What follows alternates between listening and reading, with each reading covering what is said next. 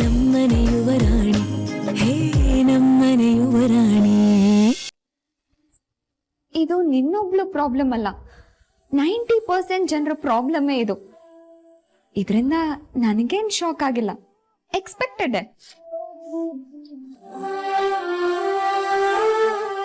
ದೊಡ್ಡ ಬಂಗ್ಲೆ, 50-inch LED TV, switch on ಮಾಡಿದ್ರೆ ತಂಪಾಗಿ ಬೀಸೋ ಗಾಳಿ.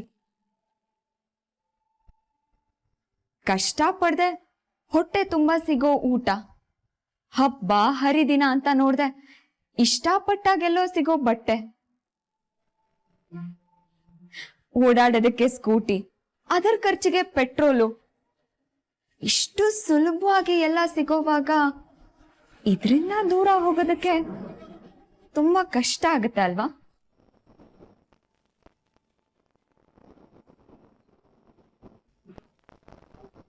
I can understand your problem, Meera.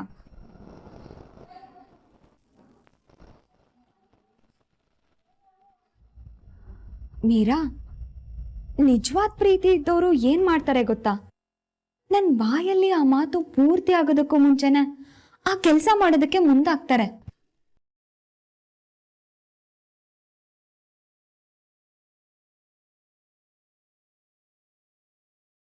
ನೀನ್ ಹೇಳೋಷ್ಟು ಪ್ರೀತಿ ನನಗೆ ನನ್ನ ಮನೆಯವ್ರ ಮೇಲೆ ಇದ್ದಿದ್ರೆ ಇಷ್ಟೊತ್ತಿಗಾಗ್ಲೇ ನಾನು ಬಟ್ಟೆ ಪ್ಯಾಕ್ ಮಾಡ್ಕೊಂಡು ಮನೆ ಬಿಟ್ಟು ಹೋಗ್ತಿದ್ದೆ.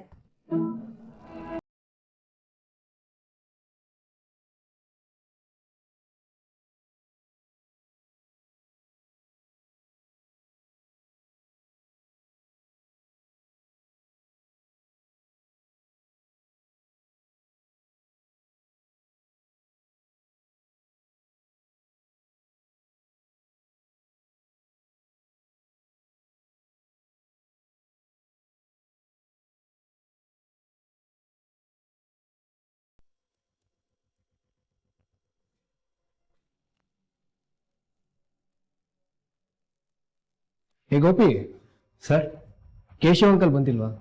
ಏನ್ ನೀನ್ ಬಂದಿದ್ಯಾ? ಇಲ್ಲ, ಅಪ್ಪಂಗೆ ಹುಷಾರಿಲ್ಲ. ಅವ್ರಿನ್ಮೇಲೆ ಕ್ಯಾಂಟೀನಿಗೆ ಬರಲ್ಲ, ನಾನೇ ನೋಡ್ಕೊಂಡು ಹೋಗ್ತಿದ್ದೀನಿ. ಯಾವಾಗಿಂದಲೋ? ತುಂಬ ದಿನ ಆಯಿತು ಸರ್. ಮತ್ ನಾನು ನಿನ್ ನೋಡ್ಲೇ ಇಲ್ಲ. ಸರ್, ಈ ಫಾರಿನ್ನಿಂದ ಬಂದಮೇಲೆ ಆಫೀಸಿಗೆ ಎಲ್ಲಿ ಬಂದಿದ್ದೀರಾ? ಅದು ಅಲ್ಲದೆ ಮದುವೆ ಬ್ಯುಸಿ, ಅದು ಇದು ಅಂತ ಓಡಾಡ್ತಿದ್ದೀರಲ್ಲ ಸರ್. ಅದು ನಿಜಾನೇ. ಅದ್ ಸರಿ, ನಿನ್ ರಥ ಹೇಗಿದೆ? ರಥನಾ? ಅದೇ ಕಣೋ, ನಿನ್ ಸೈಕಲ್. ಅಯ್ಯೋ, ಅದು ನೀವು ಇನ್ನೂ ನೆನ್ಪಿಟ್ಕೊಂಡಿದ್ದೀರಾ ಸರ್? ಹೌದು ಸರ್, ನನ್ಗೆಲ್ಲ ನೆನಪಿದೆ ಸರ್. ನೀವು ಮರ್ತ್ಬಿಟ್ರಾ ಸರ್? ಯಾಕೆ ಸರ್ ಹಾಗೆ ಮಾತಾಡ್ತಿದ್ದೀರಾ? ನೀವು ಹಾಗೆ ಮಾತಾಡ್ತಿದ್ದೀರಲ್ಲ ಸರ್, ಅದಕ್ಕೆ. ನಾನೇನಾದರೂ ತಪ್ಪು ಮಾತಾಡಿದ್ನ ಸರ್? ಮೂತಿ ಮೇಲೆ ಹೊಡಿತೀನಿ ಕೋತಿ. ನನ್ನ ನಿನ್ನ ಮಧ್ಯೆ ಸರ್ ಅದು ಇದು ಅಂತ ಕರ್ಕೊಂಡು ಏನೋ ನಿಂತು ಮೊದಲೇ ಕರಿತಿದ್ಯೋ ಹಾಗೆ ಕರಿ. ಮೊದಲು ಕರೆದಾಗೆ ಇವಾಗ ಕರೆಯೋಕ್ಕಾಗುತ್ತಾ ಸರ್? ಯಾಕಾಗಲ್ಲ ಸರ್? ದಯವಿಟ್ಟು ನೀವು ಸರ್ ಅನ್ಬೇಡಿ ಸರ್. ನೀವು ಸರ್ ಅಂತ ಕರೆದ್ರೆ ನಾನು ಸರ್ ಅಂತಾನೆ ಕರಿತೀನಿ ಸರ್. ನೀನು ಬದಲಾಗಿಲ್ಲ ನೀ. ಇಲ್ಲ ಕಣೋ, ನಾನು ಈಗಲೂ ಅದೇ ನೀನೆ. ನೀನು ಫಾರಿನ್ ಹೋದ್ಮೇಲೆ ನಮ್ಮನೇನು ನಿಮ್ಮ ಮನೆಯವ್ರನ್ನೂ ಮರ್ತಿ ಅಲ್ಲೇ ಸೆಟ್ಲ್ ಆಗ್ತೀಯ ಅನ್ಕೊಂಡಿದ್ದೆ. ಆದರೆ ನೀನು ಇನ್ನೂ ಬದಲಾಗಿಲ್ಲ, ಅದೇ ನೀನೆ. ಗೋಪಿ, ನನಗಿಷ್ಟ ಇಲ್ಲದೆ ಹೋದ್ರು ಅಣ್ಣ ಆಸೆ ಪಟ್ನಲ್ಲ ಅಂತ ಫಾರಿನ್ಗೆ ಹೋದೆ ಕಣೋ. ಅಣ್ಣನ ಆಸೆ ನೆರವೇರಿಸೋದು ನನ್ನ ಗುರಿ ಆಗಿತ್ತು. ಅಣ್ಣನ ಮನೇನ, ಪ್ರಣಮ್ನ, ವೀರನ, ತಾತನ, ಶಾಂಭವಿ ಅಮ್ಮನ ಇವ್ರನ್ನೆಲ್ಲ ಬಿಟ್ಟು ನಾನು ಒಂಟಿ ಪಿಚಾತಿಯಾಗಿರೋಕ್ಕಾಗತ್ತೇನೋ? ಅಯ್ಯೋ ದೇವ್ರೆ, ಆಗ್ಲೂ ಹೀಗೆ ಹೇಳ್ತಿದ್ದೆ, ಈಗಲೂ ಅದೇ ಮಾತಾ? ನಿನಗೆ ಮನೆ ಬಿಟ್ಟು ಬೇರೆ ಯಾವ ಆಸೆ ಕನಸು ಇಲ್ವಾ?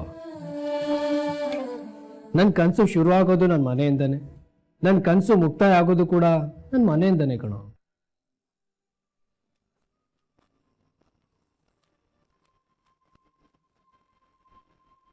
ಸರಿ, ನಾನು ಆಮೇಲೆ ಮಾತಾಡ್ತೇನೆ. ಸರಿ ಸರ್. ಅಯ್ಯೋ, ನಿನ್ನ ಕೋತಿದಂತೆ. ಏ ಗೋಪಿ, ಫ್ರೀ ಆಗಿದ್ದಾಗ ಮನೆ ಹತ್ರ ಬಾ. ನೀನು ಬದಲಾಗಲ್ಲ.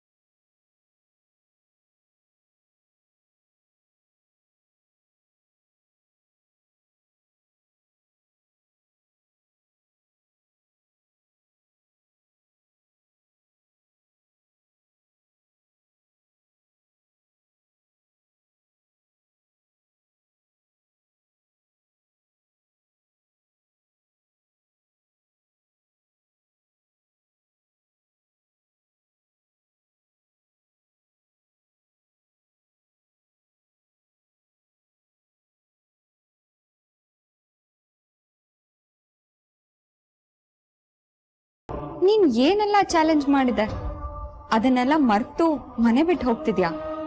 ಅಕ್ಕ ಪ್ಲೀಸ್, ಎರಡ್ ಕಡೆನೂ ನೀವೇ ಆಟ ಆಡ್ಬೇಡಿ. ಈಗ ಮಾತಾಡೋದು ನೀವೇ, ಮನೆ ಬಿಟ್ಟು ಹೋಗು ಅನ್ನೋರು ನೀವೇ. ಏನೇ ಆಗ್ಲಿ ನನ್ಗೆ ಈ ಮನೆಯವ್ರ ಸಂತೋಷ ಮುಖ್ಯ. ನನ್ನ ಮಾತನ್ನ ನಾನು ಉಳಿಸ್ಕೋತೇನೆ, ನಿಮ್ಮ ಮಾತನ್ನ ನೀವು ಉಳಿಸ್ಕೊಳ್ಳಿ.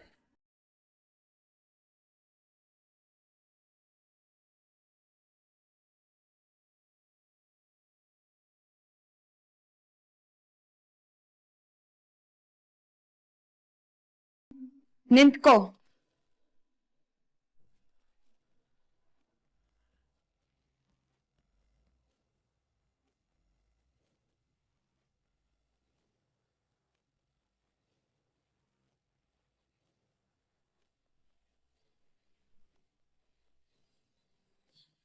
ಹೊಸ್ದಾಗಿ ಸೊಸೆ ಮನೆಗ್ ಬಂದಾಗ ಮನೇಲೇನಾದ್ರೂ ತೊಂದರೆ ಆದ್ರೆ ಜನ ಸೊಸೆ ಕಾಲ್ಗುಣ ಸರಿ ಇಲ್ಲ ಅಂತ ಮಾತಾಡ್ಕೋತಾರಲ್ವಾ ಮೀರಾ? ಅರ್ಥ ಆಗ್ಲಿಲ್ಲ. ತುಂಬಾ ಸಿಂಪಲ್ ಆಗಿ ಹೇಳ್ತೀನಿ. ಈಗ ನೀನು ಮನೆಯಿಂದ ಆಚೆ ಹೋದ್ರೆ ಈ ಆರೋಪ ನನ್ ಮೇಲೆ ಬರತ್ತಲ್ವಾ? ಇಲ್ಲ, ಹಾಗೇನೂ ಆಗಲ್ಲ.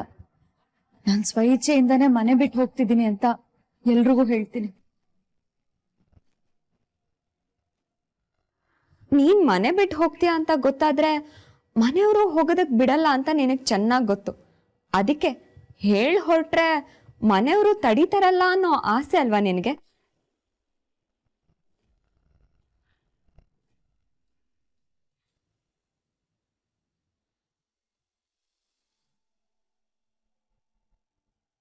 AFC Inc. ವರ್ಲ್ಡ್ ನಲ್ಲಿ ಟಾಪ್ 50 ಕಂಪ್ನಿಯಲ್ಲಿ ಒಂದು ಸರ್. ನಮ್ಮ ದೇಶದೊಳಗಡೆ ಟಾಪ್ 10 ಒಳಗೆ ಬರುತ್ತೆ ಸರ್.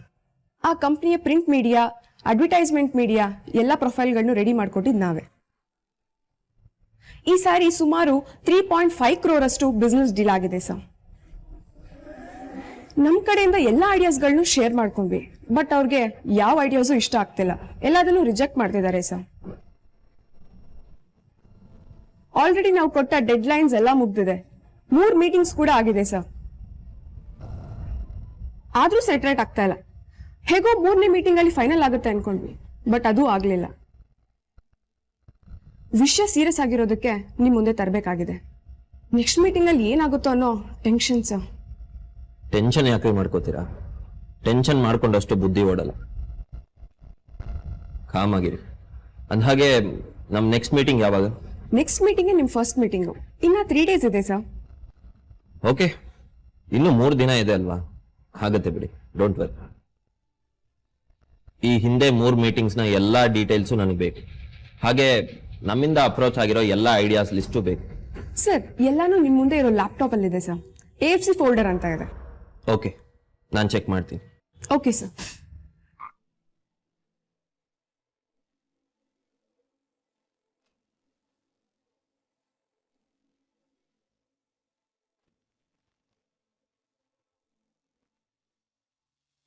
ಅಕ್ಕ, ನಾನು ಏನೇ ಮಾತಾಡಿದ್ರು ಅದಕ್ಕೆ ಇನ್ನೇನೋ ಒಂದು ಸರ್ಕಾಸ್ಟಿಕ್ ಆಗಿ ಮಾತಾಡ್ತೀರಾ. ನಾನು ಹೇಳ್ದೆ ಹೋದ್ರು ನಿಮಗ್ ಕಷ್ಟ, ನಾ ಹೇಳಿ ಹೋದ್ರು ನಿಮಗ್ ಕಷ್ಟ. ನಾನು ಏನ್ ಮಾಡ್ಲಿ? ಬ್ಯಾಗ್ ತಗೊಂಡ್ ಹೋಗಿ ಒಳಗಿಡು. ನೀನ್ ಮನೆ ಬಿಟ್ಟು ಹೋಗೋದ್ ಬೇಡ.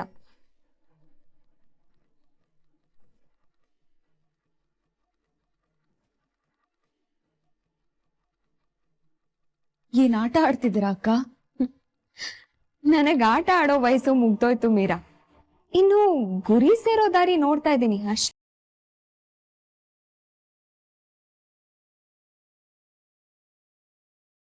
ನಿಮ್ಗೇನ್ ಬೇಕು ಅಕ್ಕ? ಯಾಕೆ ಹೀಗ್ ಮಾಡ್ತಿದ್ದೀರಾ? ಯಾಕೆ ಹೀಗ್ ಆಡ್ತಿದ್ದೀರಾ? ನನ್ಗೇನ್ ಬೇಕೋ ಅದನ್ನ ನಾನು ತಗೋತೀನಿ. ನೀನ್ ಅದ್ರ ಬಗ್ಗೆ ಚಿಂತೆ ಮಾಡ್ಬೇಡ. ನೀನ್ ಆರಾಮಾಗಿ ಹೋಗಿ ರೂಮಲ್ಲಿ ರೆಸ್ಟ್ ಮಾಡು.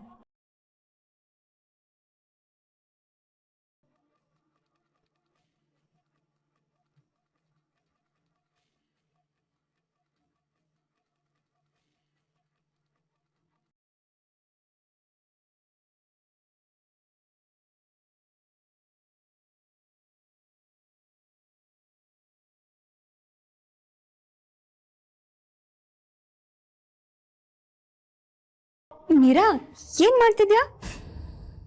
ಹೋಗೋದ್ ಬೇಡ ಅಂತ ಹೇಳಿದ್ರಲ್ಲ ಅಕ್ಕ, ಅದಕ್ಕೆ ಬಟ್ಟೆ ಎತ್ತಿಡ್ತಾ ಇದ್ದೀನಿ. ಬೇಡ, ಅನ್ಪ್ಯಾಕ್ ಮಾಡ್ಬೇಡ, ಅದು ಹಾಗೆ ಇರ್ಲಿ. ಯಾಕಕ್ಕ? ಯಾವ ಟೈಮಲ್ಲಿ ಏನಾಗತ್ತೆ ಅಂತ ಗೊತ್ತಿಲ್ಲ ಅಲ್ವಾ?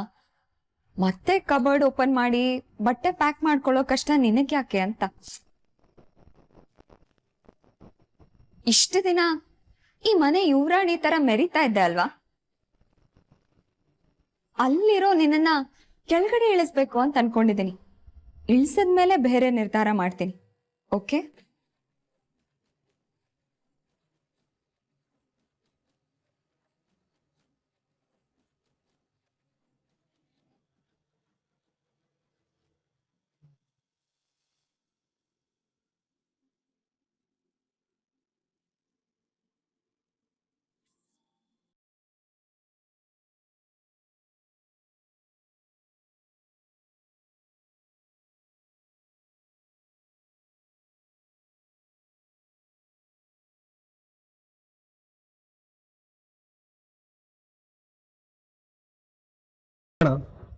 ತುಂಬಾ ಟಯರ್ಡ್ ಆಗ್ತಿದ್ಯಾ?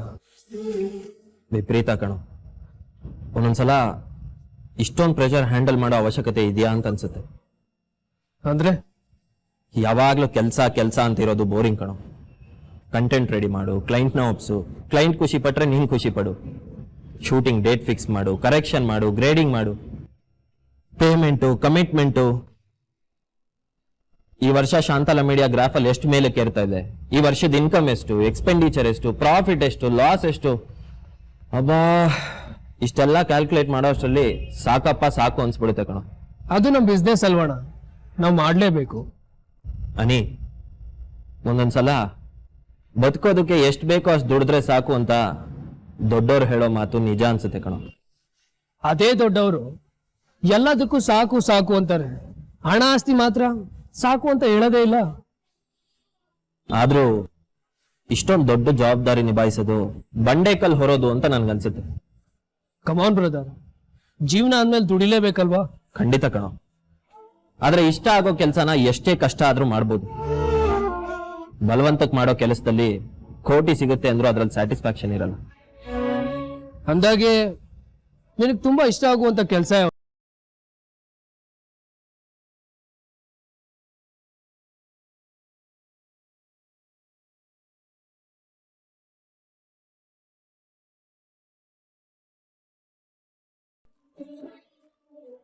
ನನಗೆ ತುಂಬಾ ಖುಷಿ ಕೊಡೋ ಕೆಲಸ ಅಂತಂದ್ರೆ ಮೈಸೂರು ರೋಡಲ್ಲಿ ಒಂದು ಒಳ್ಳೆ ರೆಸ್ಟೋರೆಂಟ್ ಓಪನ್ ಮಾಡ್ಬೇಕು.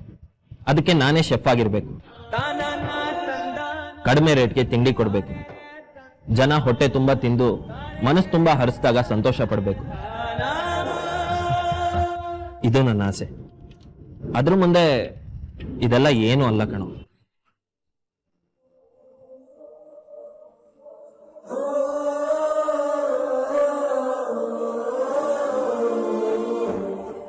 ಅಪ್ಪ ಅಮ್ಮ ಕಟ್ಟಿರೋ ಎಂಪೈರ್ ಇದು. ಇದನ್ನ ನಿಭಾಯಿಸ್ಕೊಂಡು ಹೋಗ್ಲೇಬೇಕು. ರೆಸ್ಟೋರೆಂಟ್ ಮಾಡಕ್ ಆಸೆ ಇದೆ ಅಂತ ಮಾಡೋದಕ್ಕಾಗುತ್ತೆ ನಾವು.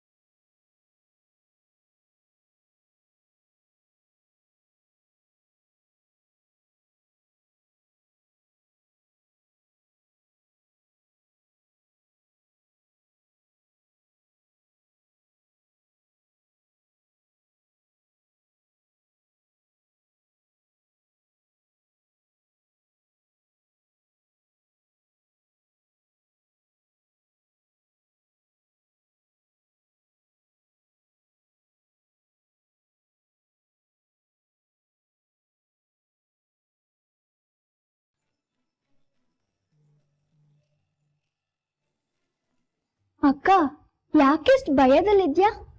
ಯಾಕೆ ಹಾಡು ಹೇಳ್ತಿದ್ಯಾ?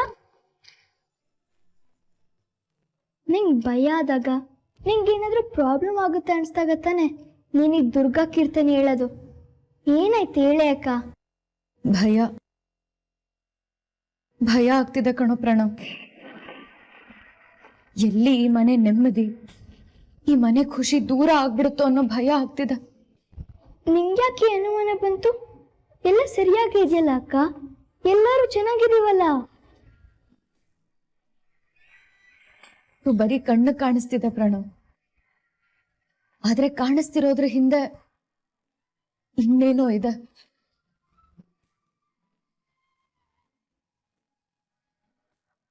ಆ ಇನ್ನೇನೋ ಈ ಮನೆ ಸಂತೋಷನ ಹಾಳು ಮಾಡಬಾರ್ದು ಅಂತ ದೇವ್ರ ಹತ್ರ ಕೇಳ್ಕೊತಿದ್ದೆ.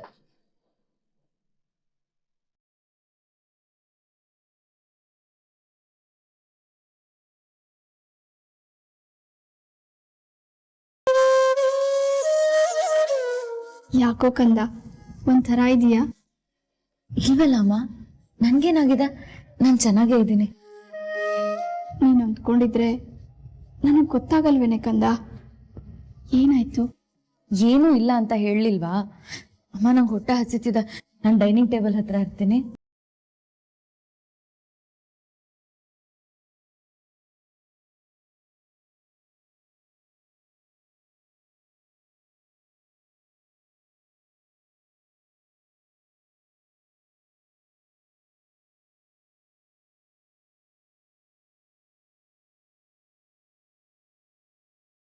ನಾವ್ ಇಷ್ಟಪಟ್ರು ಅನ್ಕೊಂಡಿರೋ ಕೆಲಸ ಮಾಡೋದಕ್ಕೆ ಲಕ್ ಇರ್ಬೇಕು ಕಣೋ. ಲಕ್ ಜೊತೆಗೆ ದೇವ್ರಿಗೂ ನಮ್ಮ ಮೇಲೆ ಪ್ರೀತಿ ಇರ್ಬೇಕು. ಹಾಗಿದ್ದಾಗ ಮಾತ್ರ ನಾವ್ ಇಷ್ಟಪಟ್ಟ ಹಾಗೆ ಬದುಕೋಕ್ಕಾಗೋದು, ಕೆಲಸ ಮಾಡೋದಕ್ಕಾಗೋದು. ಅಂದ್ರೆ ನಿನ್ ಮಾತಿನ ಅರ್ಥ ನಿನಗೆ ಇಷ್ಟ ಇಲ್ಲದೆ ಈ ಕೆಲಸನೆಲ್ಲ ಮಾಡ್ತಾ ಇದೆಯಾ ಅಂತನಾ? ಹಾಗಂತ ಏನೂ ಇಲ್ಲ, ಬಟ್ ನನಗೆ ಕುಕ್ಕಿಂಗ್ ಅಲ್ಲಿ ಕೊಡೋ ಖುಷಿ ಈ ಶೂಟಿಂಗ್ ಅಲ್ಲಿ ಕೊಡಲ್ಲ ಕಣೋ. ಅದ್ರ ಮಜಾನೇ ಬೇರೆ. ಎಲ್ಲದಕ್ಕೂ ಹಣೆಯಲ್ಲಿ ಬರ್ದಿರ್ಬೇಕು, ಅದೃಷ್ಟ ಜೊತೆಲಿರ್ಬೇಕು.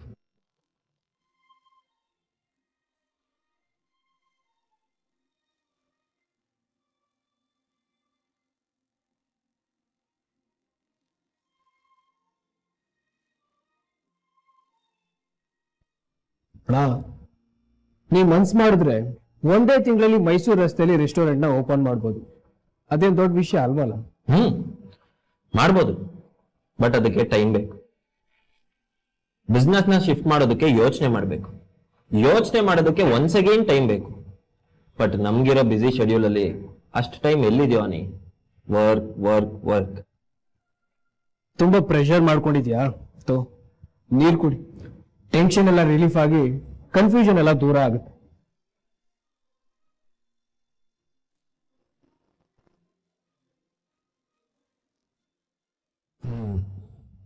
ಈಗ ಸ್ವಲ್ಪ ರಿಲೀಫ್ ಆಯ್ತು.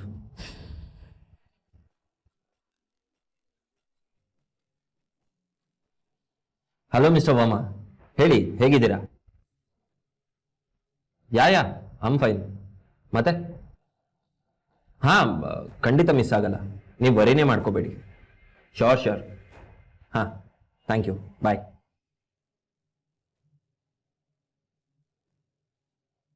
ರಿಲೀಫ್ ಆದೆ ಅಂತ ಅನ್ಕೊಂಡೆ, ಅಷ್ಟರಲ್ಲೇ ಇನ್ನೊಂದು ಪ್ರೆಷರ್ ಬಂತು. ಏನಾಯ್ತಣ್ಣ? AFC ಇಂಟರ್ನ್ಯಾಷನಲ್ ಕಂಪ್ನಿಯವ್ರ ಫೋನ್ ಕಾಲ್. ಸೋಮವಾರಕ್ಕೆ ಅಡ್ವರ್ಟೈಸ್ಮೆಂಟ್ ಲಾಕ್ ಆಗಬೇಕು అని. ತುಂಬಾ ಡಿಲೇ ಆಗ್ತಿದೆ, ನೀನೇ ಸ್ವಲ್ಪ ಕೇರ್ಫುಲ್ ಆಗಿ ಹ್ಯಾಂಡಲ್ ಮಾಡು. ಸರಿ ಅಣ್ಣ.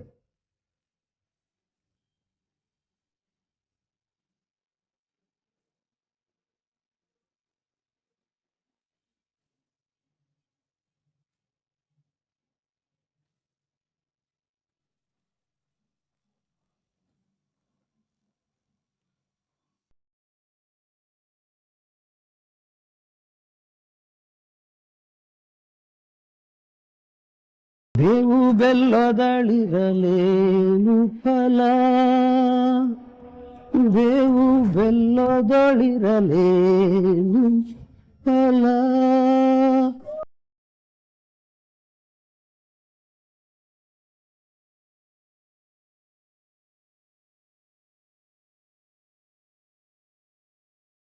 ಅಮ್ಮ, ಏನ್ ಯೋಚನೆ ಮಾಡ್ತಾ ಇದ್ದೀರಾ? 1 ಸೆಕೆಂಡ್ ಲೇಟ್ ಆಗಿದ್ರು ಹಾಲೆಲ್ಲ ಚೆಲ್ಲೋಗಿರೋದು. ಮನೇಲಿ ಹಾಲು ಉಕ್ಕಿದ್ರೆ ಸಮೃದ್ಧಿ ಅಂತೆ. ಸುಂದ್ರಣ್ಣ, ಅದು ಗೃಹ ಪ್ರವೇಶದ ಸಮಯದಲ್ಲಿ, ಬೇರೆ ದಿನದಲ್ಲ. ಯಾಕಮ್ಮ ಏನ್ ಯೋಚನೆ ಮಾಡ್ತಾ ಇದ್ದೀರಾ? ಹುಷಾರಾಗಿದ್ದೀರಾ ತಾನೆ? ಹಾ ಅಲ್ಲಮ್ಮ, ಚೆನ್ನಾಗಿದ್ದೀನಿ. ಏನೋ ಯೋಚನೆ ಮಾಡ್ತಿರೋ ಹಾಗಿದೆ. ನನ್ನ ಯೋಚನೆ ಚಿಂತೆ ಏನಿದ್ರು ನನ್ನ ಮಗಳ ಬಗ್ಗೆನೇ ಅಲ್ವಾ. ಈಗ ಮೀರನಿಂದ ಏನಾಯ್ತಮ್ಮ? ಏನೂ ಆಗಿಲ್ಲ. ನನ್ನ ಮಗಳು ಒಳಗೆ ನೊಂದ್ಕೋತಾ ಇದ್ದಾಳನೋ ಅಂತ ಅನಿಸ್ತಾ ಇದೆ. ಇತ್ತೀಚೆಗೆ ಒಂಥರ ಇರ್ತಾಳೆ. ಅವಳು ಯಾವತ್ತೂ ಹೀಗಿದ್ದೋಳೆ ಅಲ್ಲ. ಅಂಥದ್ದು ಏನಾಗಿದೆಯೋ ಏನೋ.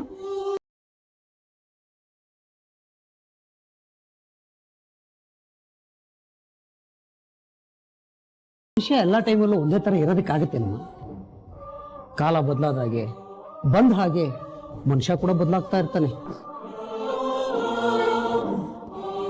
ಅಂಥದ್ದೇನೋ ಬದಲಾವಣೆ ಆಗಿದೆ. ಈಗ ಒಂದು 5 ನಿಮಿಷ ನಗ್ತಿರ್ತಾಳೆ, ಇನ್ನೊಂದು 5 ನಿಮಿಷದಲ್ಲಿ ಮಾತೇ ಬರ್ದ ಹಾಗೆ ಮೌನವಾಗಿರ್ತಾಳೆ. ಇನ್ನೊಂದು ಅರ್ಧ ಗಂಟೆಯಲ್ಲಿ ಏನೋ ದೀರ್ಘವಾಗಿ ಯೋಚನೆ ಮಾಡ್ತಿರ್ತಾಳೆ.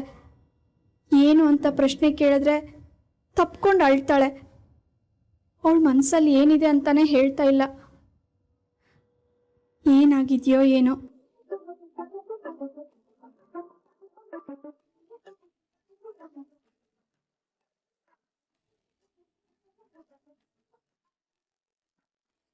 ಅಮ್ಮ, ನೀವೇನು ಅನ್ಕೊಳ್ಳಲ್ಲ ಅಂದ್ರೆ ನಾನು ಒಂದ್ ಮಾತು ಹೇಳ್ತೀನಿ.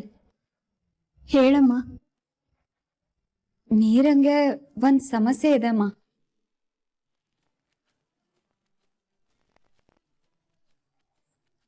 ಸಮಸ್ಯೆನ? ಏನ್ ಸಮಸ್ಯೆನಮ್ಮ? ಗಾಬರಿ ಆಗೋಂಥದ್ದು ಏನೂ ಇಲ್ಲಮ್ಮ. ಜೀವನದಲ್ಲಿ ಎಲ್ರಿಗೂ ಗುರಿ ಇರಬೇಕು, ಆ ಗುರಿ ಕಡೆ ಗಮನ ಇರಬೇಕು. ಆಗ್ಲೇ ಮನುಷ್ಯ ಆಕ್ಟಿವ್ ಆಗಿರೋದು. ಆದ್ರೆ ನಮ್ಮ ನೀರಂಗೆ ಲೈಫಲ್ಲಿ ಒಂದು ಗುರಿ ಅನ್ನೋದೇ ಇಲ್ಲ. ಅವಳು ಯಾವಾಗ್ಲೂ ಹುಡುಗಾಟ ತಮಾಷೆ ಅಂತಾನೆ ಇರ್ತಾಳೆ. ಅಮ್ಮೋರೆ, ನೀವು ಮೀರಮ್ಮರನ್ನ ತಪ್ಪು ತಿಳ್ಕೊಂಡಿದ್ದೀರಿ. ಮೀರಮ್ಮವ್ರಿಗೆ ಒಂದು ಗುರಿ ಇದೆ. ಈ ಮನೆಯನ್ನ ಸಂತೋಷವಾಗಿ ಇಡೋದೇ ಅವ್ರ ಗುರಿ.